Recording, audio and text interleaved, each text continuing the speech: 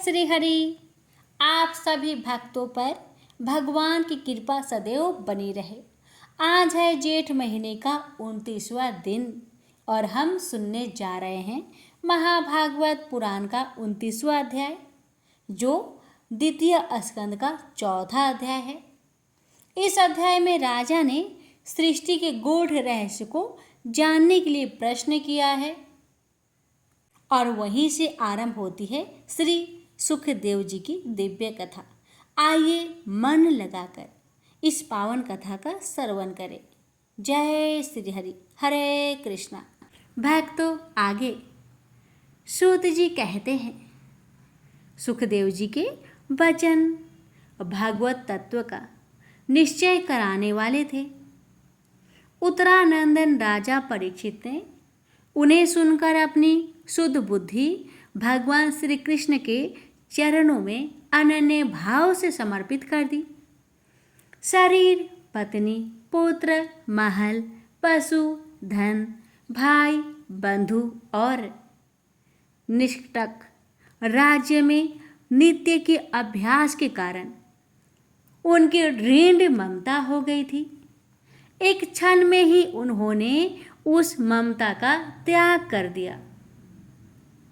शौनकादि ऋषियों, महामनस्वी परीक्षित ने अपनी मृत्यु का निश्चित समय जान लिया था। इसलिए उन्होंने धर्म, अर्थ और काम से संबंध रखने वाले जितने भी कर्म थे उनका संन्यास कर लिया।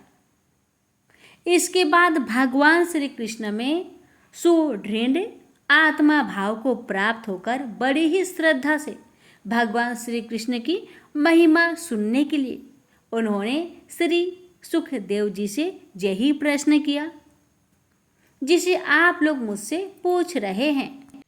परीक्षित ने पूछा, भागवत स्वरूप मुनिवर, आप परम पवित्र और सर्वज्ञ हैं। आपने जो कुछ कहा है वह सत्य एवं उचित है, पर आप जो तो भगवान की कथा कहते जा रहे हैं त्यों त्यों मेरी अज्ञान का पर्दा फटता जा रहा है। मैं आपसे फिर भी यह जानना चाहता हूँ कि भगवान अपनी माया से इस संसार की सृष्टि कैसे करते हैं। इस संसार की रचना तो इतनी रहस्यमयी है कि ब्रह्मादि समर्थ लोकपाल भी इसके समझने में भूल कर बैठते हैं।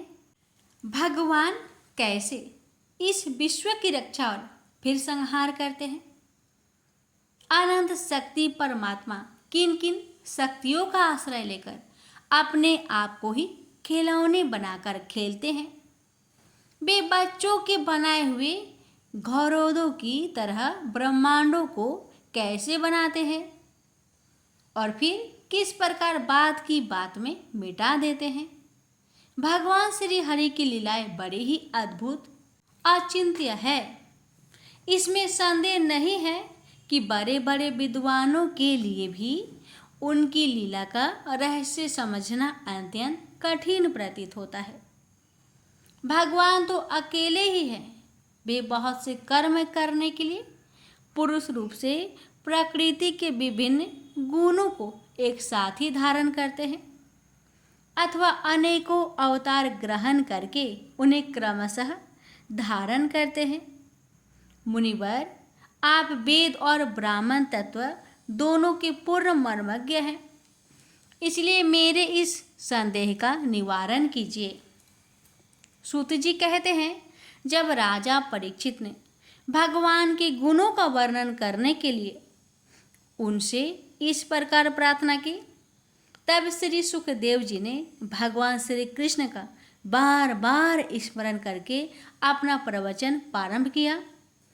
सुखदेव जी ने कहा, उन पुरुषोत्तम भगवान के चरण कमलों में मेरे कोटि कोटि प्रणाम है, जो संसार की उत्पत्ति, स्थिति और प्रलय की लीला करने के लिए सत्व, रज तथा तमो गुण रूप 3 शक्तियों को स्वीकार कर ब्रह्मा, विष्णु और शंकर का रूप धारण करते हैं, जो समस्त चर अचर प्राणियों के हृदय में अंतर्यामी रूप से विराजमान है, जिनका स्वरूप और उसकी उपलब्धि का मार्ग बुद्धि के विषय में नहीं है, जो स्वयं अनंत है तथा जिनकी महिमा भी अनंत है।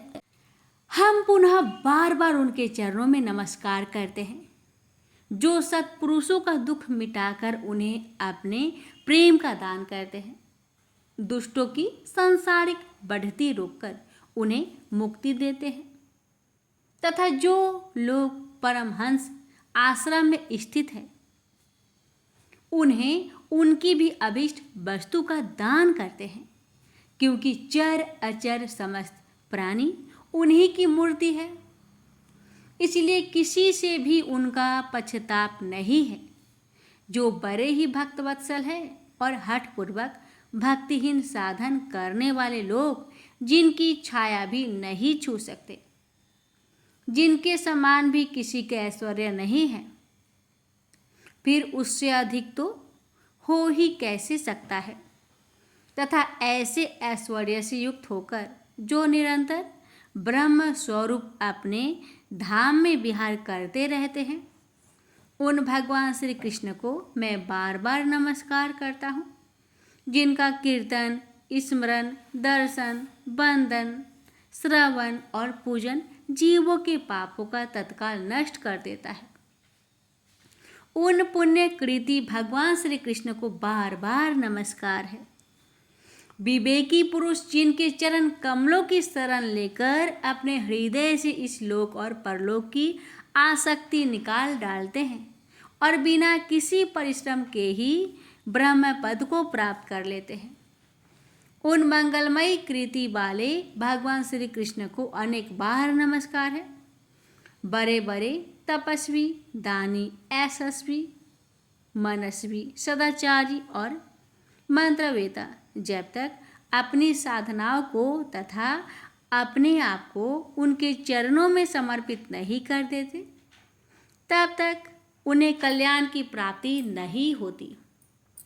जिनके प्राप्ति आत्मसमर्पण की ऐसी महिमा है, उन कल्याणमयी कृति वाले भगवान को बार बार नमस्कार है। किरात, हून, आंध्र, पुलिंद, पुलकस, आभीर, कंक, युवन और खस आदि नीच जातियाँ तथा दूसरे पापी, जिनके शरणगत भक्तों की शरण ग्रहण करने से ही पवित्र हो जाते हैं, उन सर्वशक्तिमान भगवान को बार बार नमस्कार है। वे ही भगवान ज्ञानियों के आत्मा है, भक्तों के स्वामी है, कर्म कांडियों के लिए वेद मूर्ति है, धार्मिकों के लिए धर्म मूर्ति है और तपस्वियों के लिए तप स्वरूप है। ब्रह्मा, शंकर आदि बड़े बड़े देवता भी अपने शुद्ध हृदय से उनके स्वरूप का चिंतन करते और आश्चर्यचकित होकर देखते रहते हैं। वे मुझ पर अपने अनुग्रह की प्रसाद की वर्षा करें, जो समस्त संपत्तियों की स्वामिनी लक्ष्मी देवी के पति हैं, समस्त यज्ञों के भोक्ता एवं फलदाता हैं, प्रजा के रक्षक हैं, सबके अंतर्यामी और समस्त लोकों के पालन करता है, तथा पृथ्वी देवी की स्वामी है, जिन्होंने यदु वंश में प्रकट होकर अंधक, वृष्ण एवं यदु वंश के लोगों की रक्षा की है, तथा जो उन लोगों के एकमात्र आश्रय रहे हैं। वे भगवत वत्सल संत जनों के सर्वस्व श्री कृष्ण मुझ पर प्रसन्न हो।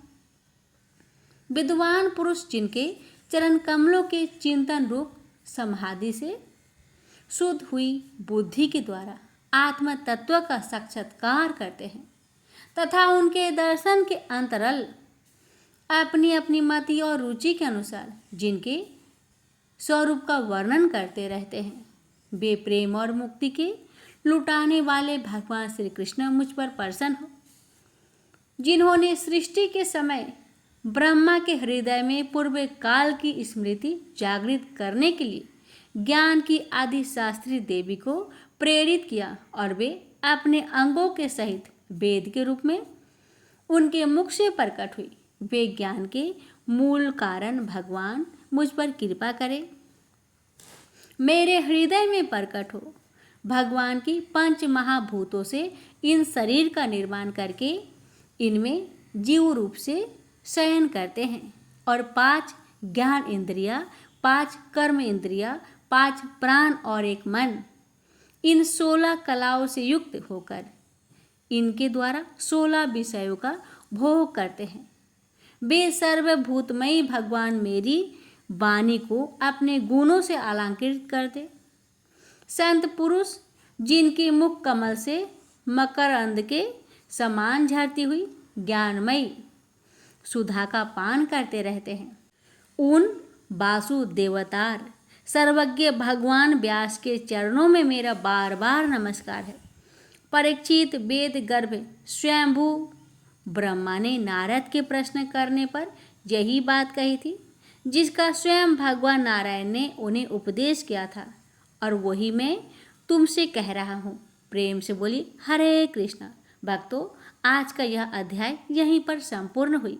इसकी आगे की कथा कल के वीडियो में अवश्य सुनेगा। भगवान श्री कृष्ण की कृपा आप सभी भक्तों पर सदा सर्वदा बनी रहे।